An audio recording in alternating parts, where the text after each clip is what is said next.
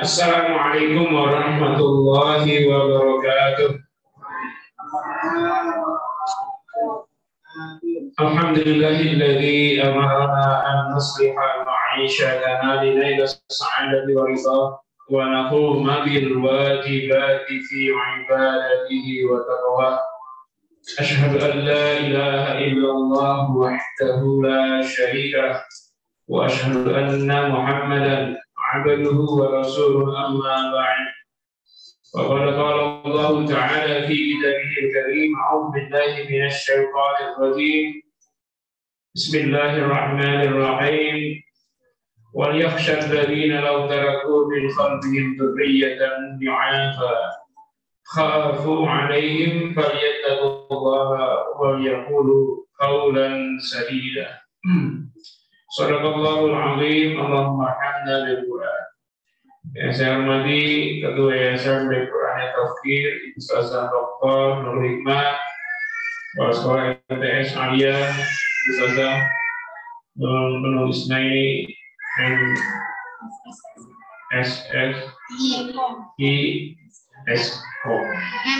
MKOM, Magister Komputer. Kepada seluruh asatidz wal asatizah pesantren yang saya banggakan, Bapak Ibu hadirin hadirat wali santri yang di rumah maupun yang offline yang saya muliakan, serta seluruh santri, baik santri yang akan berpisahan maupun santri yang akan pertemuan. Kenapa yang kelas 9 itu setelah perpisahan akan pertemuan? Karena yang tidak nyambung cuma satu. Nah, jadi kelas 10 semua nanti nyambung. Alhamdulillah, kita bersyukur kepada Allah Subhanahu wa taala atas izin dan kesempatan yang Allah berikan kepada kita sehingga aktivitas kita bisa berjalan. Termasuk aktivitas agenda pelepasan santri pada hari ini.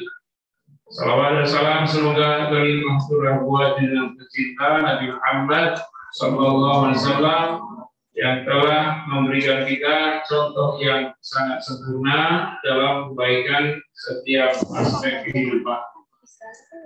Sebelumnya saya mengucapkan selamat Hari Raya Idul Fitri. Nah, sudah hampir setengah bulan lebih. Jadi selamat bulan Syawal ya, selamat bulan Syawal. Ya, semoga amalia kita di bulan Ramadan diterima Allah dan menjadikan kita manusia yang bertakwa. Ya, taqabbalallahu minna wa minkum taqabbal ya karim minal 'abidina wal faizin wa ja'alallahu a'malana ya min a'mali shalihah wa ja'alana minal muttaqin minal 'abidin wal faizin. Mohon maaf lahir dan batin. Ucapan ini mewakili seluruh keluarga besar Pondok Pesantren Tahfiz Al-Quran Baik Qurani.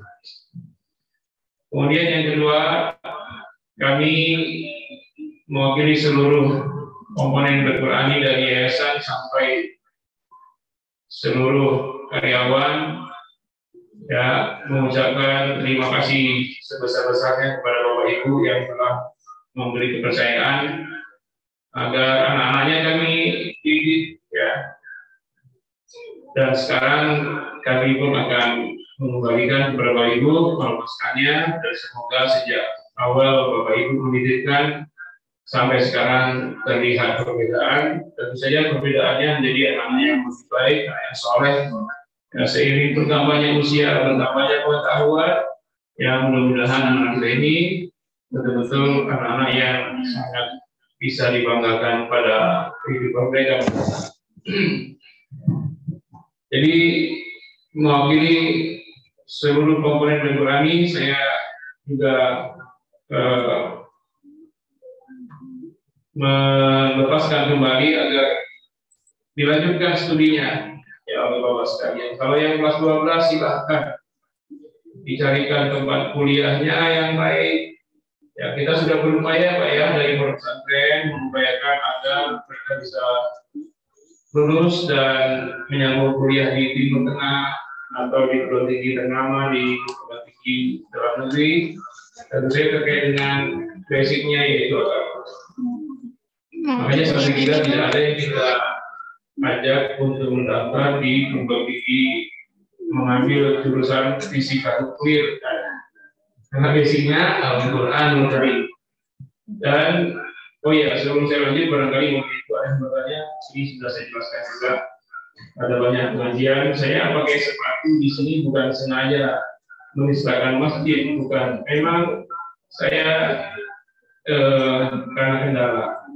Jadi pengajian, ngajar saya pakai sepatu. Dan sepatu ini nggak keluar, hanya di sini di kamar. Karena lapangan saya ini lembab, diabetes basah. Nah, jadi kalau dia kena lantai, lengket. Nah, kalau saya pakai sepatu, enak jalan. Kayak kena lem, ya kalau kena lantai dalam kondisi kaki lembab atau basah. Nah, kalau Bapak Ibu lihat saya di depan, nah di sini tempat imam sholatnya pakai sepatu. Saya tidak melecehkan masjid ya, karena unsur. Karena diabetes meletus. Nah, diabetes meletus saya sampai 500 di atas 500. Jadi kalau supaya tidak ada syak, pasangkan nanti pas di masjid pakai sepatu. Ya, kayak orang kafir yang misalkan masjid di Palestina di Al-Aqsa, ya tentara Israel masuk masjid pakai sepatu, tidak sama. Ini sepatu ini tidak keluar. Di luar tidak ada sepatu kan, bapak lihat luasan. Nah, itu yang saya pakai keluar. Jadi ini juga sepatunya tidak sama kan, biasa beda-beda. Jadi tidak ada lagi. Itu mohon dimaklumi Bapak Ibu sekalian supaya nanti pas pulang tidak ada kesan apa jelek sehingga nanti kita bersuluh-suluh. Nah itu terkait dengan saya di depan pakai sepatu. Kemudian Bapak Ibu sekalian, anak-anak ini sudah saya sampaikan kepada mereka menjelang hari-hari ini. Nasihat saya, ya yang pas 12 jangan sampai tidak kuliah. Harus kuliah, walaupun nanti dapat dimanapun, sekalipun swasta yang tidak kenal. Kan nggak dilihat nanti asal begini, dia S1, S2, S2. Silakan cari tempat kuliah yang bagus, yang berbobot. Kalau tidak lulus, nggak apa-apa, tetap kuliah bagus. Nanti kan diakui semua, S1 diakui, S2, S3 diakui negara. Itu dulu yang penting secara administrasi selesai sampai S3. Soal ilmunya gimana? Nah ini kesempatan setelah selesai pesantren bukan berarti belajar selesai. Justru itulah tahap awal, ya, tahap pertama pembelajaran tahap berikutnya dari pesantren ke perguruan tinggi. Bagaimanapun, walaupun mungkin mahal, mungkin agak berat, mungkin pembelajaran materi berat, tapi saya ini pernah jadi dosen pula dan Bu Nur juga dosen. Ya, sebenarnya yang kita nilai dari masa itu bukan kemampuan akademis. Kadang-kadang di sebuah perguruan tinggi yang penting dia hadir terus saja, sudah lulus tuh. Walaupun mungkin semesternya nggak standar, nilai UASnya tidak bagus. Tapi tidak lulus kalau mereka hadir dalam pembelajaran tatap muka kuliah. Artinya untuk sampai selesai, insya Allah selesai. Bahkan untuk bisa S2, S3, apalagi sudah ada bekal, Al-Quran hafalan 30 juz, hadis sudah dihafal, nahu sorof tidak kalah hebat, ya itu disepakati selesainya. Misalnya tidak lulus dari Timur tidak lulus kuliah, tapi lebih PTIG.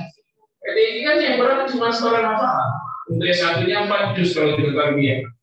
Sedangkan anak-anak sudah apa 30 juz. Jadi mereka sudah melampaui kendala untuk selesai S1 dari sisi hafalan, saran hafalan. Karena kebanyakan yang lain baru kuliah PTIG baru mulai menghafal. Nah mereka sudah tidak kendala di setoran, langsung saja di semester pertama sekolah 4 juz selesai, tidak ada beban lagi mikirin bagaimana skripsi strategi. 3 tahun bisa selesai. Kejar lagi S2 di tempat yang sama atau tempat lain bisa selesai 2 tahun setengah, 2 tahun, 5 tahun sudah S2. Nanti yang dicek ketika dia mau melanjutkan apakah melamar sebuah kerjaan itu ijazah S1 S2-nya. Soal kemampuannya baru setelah dia diterima atau tidak. Ini saran saya, ya. Jangan sampai begini, kayaknya otaknya nggak mampu kuliah. Jangan berkata begitu. yakinlah pasti mampu, menghafal Quran aja mereka mampu. Nah ini kalau Bapak Ibu sekalian nanti menguliakan anaknya. Dan kita di sini juga tidak menutup pintu, seandainya ada santri yang sudah lulus, ya jangankan sudah lulus, belum lulus saja mereka sudah jadi ustaz di sini. Kendala corona ya, kalau tidak corona itu yang aliyah ente sudah ngajar TK, jadi tidak ada TK, ada MI. Jadi yang aliyah ini yang pas lulus itu sudah ngajar di sana di MI, ya. Dan itu kita gaji walaupun gajinya UMR, ya, ya masih UMR dengan baik Qurani, tetap saja mereka menyalurkan kemampuan dalam berusaha. Apalagi kalau selesai kuliah, ya, dan selesai sampai dan kuliah bisa saja kuliah, kemudian nanti ya mungkin bisa tinggal di pondok, mengajar anak, bisa juga itu tergantung keikhlasannya masing-masing. Cuman kita sudah menggariskan kalau ada yang tinggal di pondok lalu membantu pembayaran, semua ikuti aturan pondok walaupun dia sudah kuliah di UIN misalkan atau di ITI. Aturan pondok sangat ketat Pak.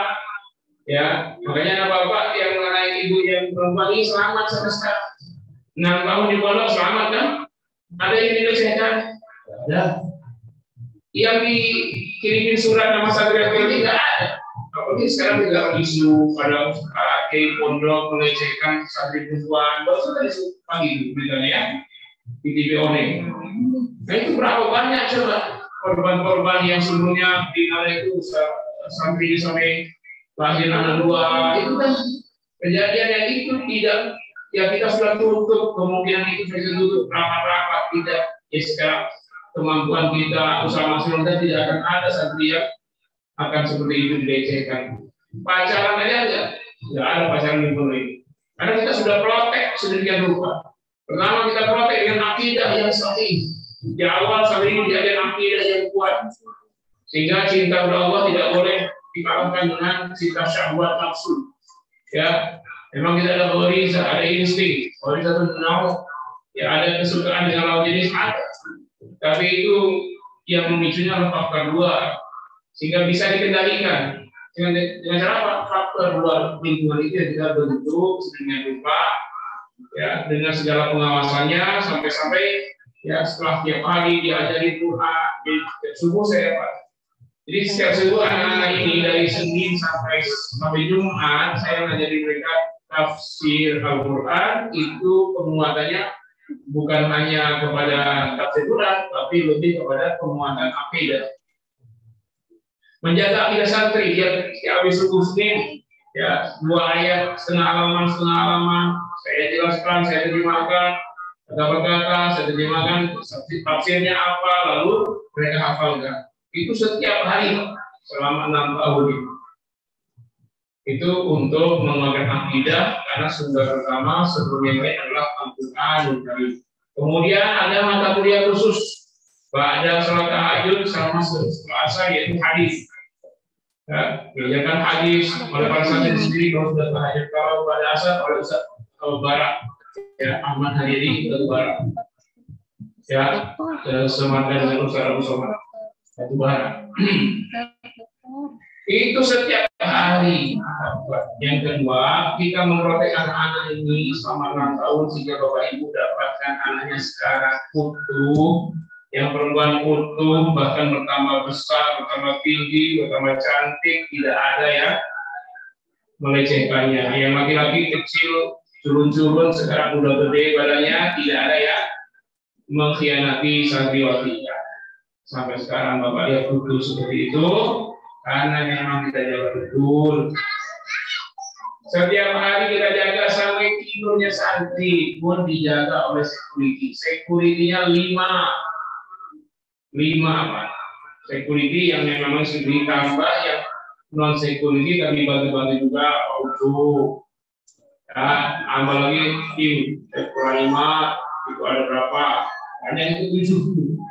Tambah lagi muadzin, Ustaz Fauzi, Bara, tambah lagi muadzin, banyak itu ada berapa? 6. 6 yang standby tiap hari 24 jam dan yang santri. Jadi kalau anak-anak bisa tidurnya malam-malam itu karena banyak yang jaga security. Makanya saya bilang sama santri, kalian jangan lecehkan, jangan kalian kecilkan peran security. Satpam yang mereka tidak tidur tiap malam, kalian bisa tidur nyenyak. Kalau tidak ada security, coba kalau diserang orang malam-malam, kita tidur semua. Orang tidur itu sudah mati, nggak bisa membela dirinya. Makanya kalau kalian nanti berterima kasih kepada guru, jangan lupa security. Security, tukang masak, tukang kebersihan, tukang masak coba tahu tukang masak 2 bulan gimana kita? 2 hari ya berapa? Ya kan? Tukang kebersihan, ada tukang kebersihan anak-anak ini bilang saat lagi istirahat, tukang kebersihan sudah kerja dari subuh. Semuanya jangan terima kasih cuma berbisa hati dulu. Jangan lupa. Bahkan security itu terkait dengan nyawa kita. Kalau malam-malam kita itu, jujur saja kayak kita ini pernah serang dengan golong 2 kali. Ya, tapi terhenti di security. Karena orang nggak suka, kadang-kadang tidak semua orang suka dengan Al-Quran. Ada saat yang benci, makanya anak-anak nanti kalian jangan cuma berterima kasih pada guru yang ngajar, ustaz yang ngajar. Ingat tuh peran tukang masak, peran keamanan. Ya, sampai 6 tahun kalian tidur malam, dia nggak tidur jagain kalian. Bukan hanya itu, membangunkan mereka setiap jam 2:30. Yang sering saya bilang anak, jangankan mereka jangan mama biar mama. Kadang-kadang orang tuamu tidak mampu membangun kamu jam 2:30. Kenapa saya bilang begitu? Saya itu dapat keluhan Pak baru ini dari tua. Bukannya berterima kasih tapi keluhan. Tapi bukan anak yang berdoa. Pas kemarin lebaran itu, aduh lama sekali libur ini. Kenapa nggak cepat-cepat masuk? Padahal anak ini cuma 9 hari pulang kampung. Kenapa orang tuanya dulu? Anak ini jam 2:30 sudah bangun, sudah mandi, ya kami susah mengimbangi. Nah, jadi bagi mereka jadi beban lah. Kan bagus Pak, kira-kira. Saya mau tanya ibu-ibu. Anak ibu, anak bapak, kalau bangunnya 2:30 bagus tidak? Menjadi tidak bagus kenapa? Karena ayah ibunya bangun jam 4, jam 5. Ya kan? Ketika anaknya sudah biar biur di kamar mandi jam 2:30, dia masih tidur, terganggu dia. Mestinya orang tua bersyukur. Ada perubahan drastis anaknya yang selama ini bangun jam 5, sekarang 3. Kan bagus. Tapi orang tua itu lama sekali di liburnya kapan ya bodoh lagi. Karena mereka harus bangun jam 2, jam 3. Akibat anaknya yang sudah mondok bangun 2:30. Yang tidak pernah dibutuhkan selama ini. Karena selama ini baru jam 4, yang paling cuma jam 4, atau setelah libur anaknya 2:30. Kalau saya justru itu harus bersyukur. Mana ada ceritanya, mana ada ulama yang bangun pas azan subuh? Mana ada? Cari Pak. Ada ulama-ulama itu. Kan ini anak kita ini calon ulama besar. Masa bangun jam 4, jam 5? Saya kecil-kecil jam 3 tahun itu dibangun jam 2:30 dari dulu. Nah, jadi nggak masalah dengan sempat. Nah, makanya ini mewakili semuanya saya katakan apa yang kami lihat ini banyak kekurangannya. Tapi hal-hal yang baik yang menjurus kepada masa depan mereka ini patut dilanjutkan. Nanti kalau anak bapak tidak di pondok ya, waktu 50 menit lagi ya. Jadi kebiasaan pondok ini tolong dilanjutkan di rumah, ya Pak ya. Jangan terganggu. Nanti anak bapak jam 2:30, jam 3 sudah sholat tahajud 1 juz. Jangan terganggu. Atau mereka baca Quran menjelang subuh, ya. Malah ini mungkin menjadi cita-cita kita ya. Karena tujuannya pondok ini mencetak ada ulama besar 1 juta ulama. Ya mungkin di antara 1 juta itu adalah anak kita itu. Dan mudah-mudahan mereka yang menonjol. Ya. Nah, kalau memang ada yang kuliah di dekat sini, kalau kita lebih percaya alumni menjadi ustadz di pondok kita ketimbang lulusan pondok lain. Makanya kami membuka, silakan kalau alumni sambil kuliah monggo ya, nanti bisa ngajar untuk anak kuliah, untuk anak MT, anak TK, belajar tahfiz di awal ya, terutama ngajar tahfiz Al-Quran tadi. Apa kelebihannya? Banyak santri kita ini yang melanjutkan PPIQ, EIQ ya, mereka kaget dengan kuliah itu harus bikin makalah, bikin tugas. Nah, di sini banyak temannya, banyak yang sudah ahli dalam nulis, bikin buku, maka biasa ya kita konsultasi atau sudah dokter hikmah, buka saja itu berapa banyak buku karangan beliau. Ya, apalagi sekedar makalah. Ya, saya sendiri sudah selesai S3 juga, belum S2, jadi bisa konsultasi dalam menyelesaikan tugas-tugas di kuliah. Ya, ini salah satu sarana kita khusus bagi santri. Cuman sekali lagi kalau ada santri yang mengabdi di pondok itu tetap berlaku aturan pondok. Kalau nanti dia membimbing adik-adiknya yang santri ada, ya mungkin adik-adiknya mau menyelesaikan dia siap dulu, lebih dulu mempersiapkan santri untuk sholat tahajud, untuk sahur ya. Nah ini beberapa peluang yang mungkin bisa dipertimbangkan. Kemudian kita mengajarkan anak-anak ini keterampilan yang mereka sudah mahir menjadi imam, khutbah, baca doa, yang itu bisa diterapkan di masyarakat. Nanti ada yang jenazah, mereka sudah pelatihan pemulihan jenazah, memandikan, mengamankan, menyelatkan. Bahkan mereka sudah banyak yang punya bekal ilmu faraid. Ini ilmu yang sudah sangat mantap. Bapak boleh cek di cek, cari di mana pondok yang alumni itu ahli dalam ilmu faraid. Kalau anak kita ini yang lulus, saya memang kasih garansi untuk standar ya, standar untuk hitungan standar faraid itu mereka sudah kuasai. Tapi untuk tingkat lanjut belum memang. Nanti saat di pondok ini saya akan jadikan faraid ini bukan sekedar bahan training, bahan ceramah, tidak akan saya jadikan mata pelajaran betul. Nanti setiap hari apa belajar faraid untuk sampai setahun. Baru nanti kasih ijazah mereka. Jadi kalau sudah ahli faraid, ahli pemulihan jenazah, itu insya Allah pasti terpakai di masyarakat. Ya, kemarin ada ibu saya, waktu saya khutbah, menjelang ke teman khutbah saja, itu yang konsultasi faraid itu 4 orang, dan keempat-empatnya ustaz. Jadi saya perhatikan karena ini faraid. Jadi ini memang ilmu yang lama. Nah, anak-anak sudah paham. Mereka saya bagi bahannya, mereka sudah tulis, bahkan ada rekamannya, boleh dilihat di YouTube, ya. Dan ini ilmu yang sangat aplikatif dalam kehidupan bermasyarakat karena banyak sekali yang bahkan ustaz pun banyak yang belum ahli dalam ilmu itu. Kemudian anak-anak juga kita saudara usaha, jangan jadi beban orang tua lah kalau sudah selesai. Nanti kalau bisa kuliah dia sendiri, bicara sendiri. Bagaimana itu tadi? Saya dulu waktu mau tamat itu mikir malas, enak banget nanti ini aja saya hidupnya punya warung kecil aja depan dulu orang beli. Itu pikiran saya Pak, bisa nanti biar gampang saya hidup, nggak susah kayak beli bangunan panas-panas.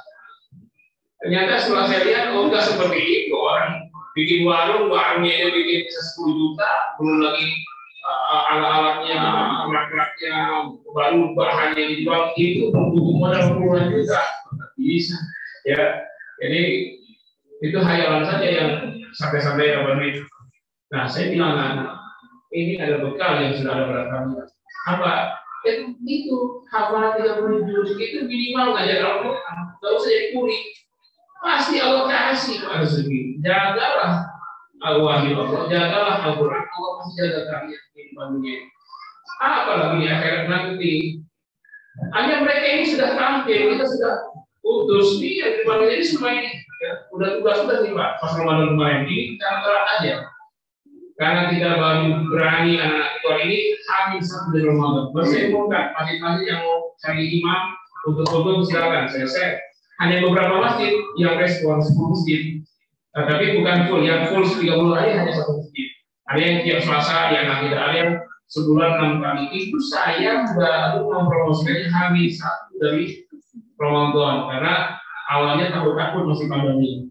Nah, kalau tahun depan sudah tidak pandemi, mungkin saya sudah promosikan anak santri ini sebulan sebelum Ramadan. Maka jadwal akan penuh. Dan dari situ mereka saya sengaja. Mereka sekali imamin untuk dikasih honor 500. Ya, coba. Ya nggak? Walaupun anak kecil menjadi 500 itu gaji setengah bulan orang kerja lama di bawah. Nah ini cukup jadi imamin. Nah itu saya katakan bukan karena itu memang, tapi untuk menjaga hafalan, mengamalkan ilmu. Ya Allah dapat rezeki itu dari Allah, tidak boleh kita tolak. Orang ngasih honor dan memang itu aja. Kadang-kadang ada jemaah yang senang bukan hanya ngasih honor dari masjid, ada yang ngasih uang jajan PHR ibu-ibu terutama kalau anak-anak ini bagus suara. Nah itu saya ingin kasih pandangan ke depan. Kalau mau berkorban agama, kadang-kadang orang mengatur jalan agama. Nanti juga saya jadi pengusaha kaya raya nanti baru saya berjuang untuk agama. Bagus. Tapi kalau baiknya langsung sekarang juga berjuang ke agama, jadi imam, penceramah, berdakwah di mana-mana. Lalu kalau kasih rezeki lewat situ, terima. Tapi kalau tidak berdakwah, kalau tidak kasih apa, tidak apa. Ini saya perbandingkan, Pak. Ini anak-anak ini 2 kali imam ini ya, 1 juta. Di bulan Ramadan. Itu gaji sebulan bukan kuli-kuli begitu. Saya bilang, karena anak ini saya kasih pandangan. Kalau memang ingin saya kehidupan ke depan, jangan jauh dari Al-Quran. Apalagi mereka sudah mampu, ya, walaupun tidak pernah mengamalkannya, dia potong sapi, potong kambing. Ini Ramadan Idul Adha. Saya menghitung saya motong itu sampai 60 ekor sapi. Tukang potongnya itu Pak dari 250.000 sampai 400 ekor sapi. Kami kan 60 itu motong doang. Kalau ada tim terus juta. Nanti kita yang bosnya motong ngatur untuk tim ini berapa setiap ekornya. Itu motong. Tambahnya apa? Mereka ini kan hafal Quran. Ustaz, kami rumahnya belum kenapa itu ngamuk-ngamuk. Ada yang kesurupan. Saya nggak berukia, saya diam aja. Saya ada santri, sini kesurupan. Udah, kamu baca Al-Baqarah. Nah, saya lihat aja. Tahu-tahu udah sadar tuh si yang kesurupan. Santri buat saya. Ya, santri suruh baca Al-Baqarah, saya cuma dikit-dikit doa. Dah, sadar dia, sadar. Pulang, diamplopin. Kita nggak minta. Inilah kalau kita dekat dengan Al-Quran rezeki itu Allah yang janji. Ini baru hafal Quran, sudah hafal Quran nanti saja S1 saya Al-Quran, S2, S3. Jadi jangan jauh-jauh dari Al-Quran. Banyak sekali dunia terjaga, akhirat apalagi. Nah ini mereka rata-rata sudah punya keterampilan seperti ini. Ya, terutama yang kelas 12 diasah terus, jangan menjauh dari Al-Quran. Biasa mengimami juz 30 juz, surat ini. Nanti pas sudah tidak sanggup cuma juz 32 ayat, itu pun lupa. Ini kehilangan besar, kerugian besar. Makanya supaya terjaga hafalan, ya ulang-ulang hafal terus, kemudian jadi imam, ngajari lagi tahfiz, ikutin lomba tahfiz, bukan untuk dapat hadiahnya ya, untuk menjaga hafalan, ya lalu ngajarin itu juga menjaga hafalan.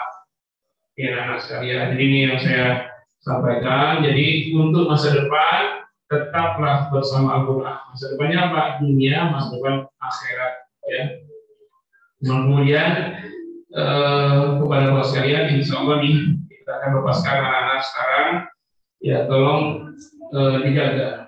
Jangan sampai apa yang sudah didapatkan selama ini jadi hilang karena di rumah.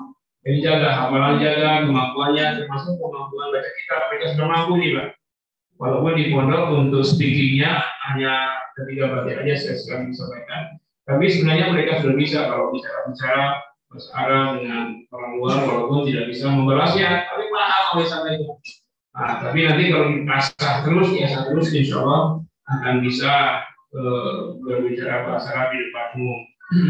Dan terakhir anak sekalian, jadilah kalian tokoh umat di mana kami berada. Jangan jadi beban masyarakat. Ya menjadi orang yang memberi solusi atas masalah masyarakat, masalah umat. Dan juga di mana maka langsunglah nempel dengan RT RW. Untuk apa? Menjaga umat. Kalau ada yang apa-apa dengan RT bersinergi supaya tidak ada tiap hari lakukan. Kami apa dihalang-halangi. Ya. Karena sekarang ini dipersekusi. Kenapa? Karena yang memegang jabatan RT RW lurahnya bukan santri. Nah, kalau santri tidak jadi lurah RT RW, dia berdampingan dengan RT RW, kasih masukan, kasih ini, sama-sama membangun RT sekitar. Kasih pandangan Pak RT, ini hukum syara, ini aturan Islam. Kalau ada LGBT, bencong-bencong yang sudah dapat podcast ya, dapat tempat di sebuah podcast, nanti mereka memberi pengaruh. Nah, itu bahayanya apa? Kasih penjelasan ke RT RW. Lalu ikut bimas, Babinsa ya libatkan. Jadi jangan hanya kita kan nggak ada hubungan RT Babinsanya, rangkul semuanya untuk dakwah ini. Ya, baik itu saja yang saya terakhir Bapak Ibu sekalian, kami membangun asrama dan kelas ini, anggaran dananya kita sudah maksimal mencarinya ketika Ramadan tapi belum maksimal. Saya khawatir pembangunan terhenti karena dana. Kalau yang mampu silakan bantu, kalau yang tidak punya mampu langsung bisa rekomendasi bisik-bisik orang kaya sekitar rumahnya, mungkin ada yang mau berwakaf. Dan terakhir sebelum sebentar lagi kita akan masuk hari Idul Adha, kita membuka peluang Bapak Ibu yang ingin berkurban. Silakan berkurban satu sapi langsung atau mau urunan satu sapi 7 orang, silakan. Untuk sementara kita hanya buka mulai urunan sapi per sepertujuhnya 3 juta dengan biaya potong dan administrasinya 400. Belum berani buka yang 2,5 juta seperti tahun lalu, Pak. Ada yang 2 juta. Kenapa? Karena hari ini sapi naik mahal harganya karena penyakit kuku dan mulut. Jadi dari NTT, dari NTB ke Bali dan itu semua bertahap ada surat keterangan kesehatan hewan, dan itu uang semua berlapis-lapis baru bisa sampai masuk Jakarta. Jadi kalau nanti tidak buka, tidak berani mulai dari perkurban 7/7 dengan persen 7 itu 3 juta paling minimal. Mungkin tidak buka 3,5 juta, 4 juta dan 5 juta. Untuk di bawah itu belum berani karena sekarang dia sudah naik semua harga. Ya, mudah-mudahan dari alumni ada dapat 2 ekor. Ya, seperti ditunjukkan kan alumni ada 6.000 orang. Jadi kalau 2 ekor cuma 14 ekor. Nah, masih dapat banyak. Ya silakan dipilih amal soleh mana yang kita mampu dan sanggup, silakan. Nah, Bapak Ibu sekalian, antar Bapak Ibu dan alumni boleh bersinergi, komunikasi, berapa ekor sapi di dalam korban. Silakan. Terima kasih banyak. Mohon maaf. Wassalamualaikum warahmatullahi wabarakatuh.